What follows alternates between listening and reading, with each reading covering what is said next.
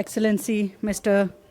Sameddine Asadov, Chair of WTDC 2025, Ms. Doreen Martin, Secretary General Dr. Cosmas Zavazawa, Excellencies, distinguished delegates, esteemed colleagues, Assalamu alaikum and a very good evening.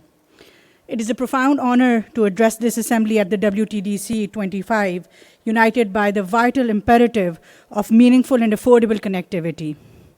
This is also the linchpin of the Digital Nation Pakistan vision, our ambitious roadmap to architect a connected, inclusive, and globally competitive digital nation. The vision is supported by the whole of government approach, led none other than the Honorable Prime Minister of Pakistan, Mohammad Shehbaz Sharif himself. Ladies and gentlemen, as we rightfully gather here today to celebrate the connected 6 billion people, as mentioned earlier by Dr. Zavazawa, the remaining 2.2 billion people offline demand our urgent attention. With technology impacting every single aspect of our life today, connectivity is no less than a lifeline for our communities. So what is Pakistan's story? Pakistan's IT and telecom sectors both are engines of our resilient progress, growing at an average of 20% over the last 5 years. As for the connectivity, we have laid the foundation for ubiquitous access across 4 levels in line with our Connect 2030 Pakistan policy.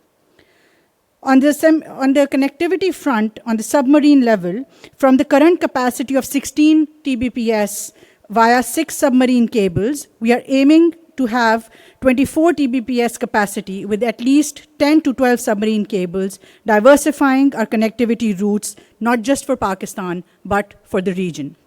We have planned to increase our fiberization by 5x over the next 3 years, powered by a transformational shift towards a rent-free right-of-way policy nationwide.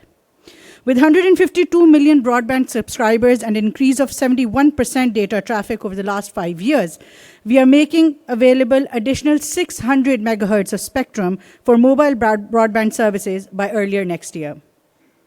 Last but not the least, we are finalizing our satellite internet regulations to streamline all orbit space sustainability.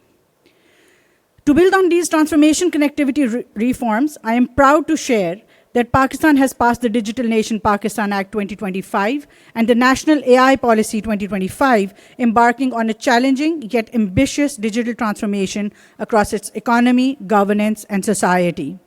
And the National AI Advancement Initiative of Pakistan aims to train 1 million people in the next 3 years, building an inclusive AI infrastructure capability for the country.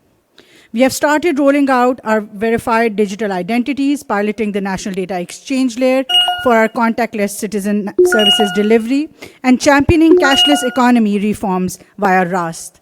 Today, 98% of our federal governments run on e-office, practically paperless, advancing 14 places on the UN eGov Digital Development Index.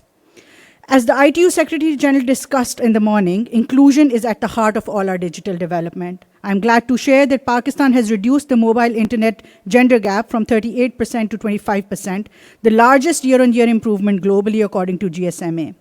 We have equipped 1.28 million women with digital and AI skills, enabling a vibrant ecosystem of over 130 women-led startups.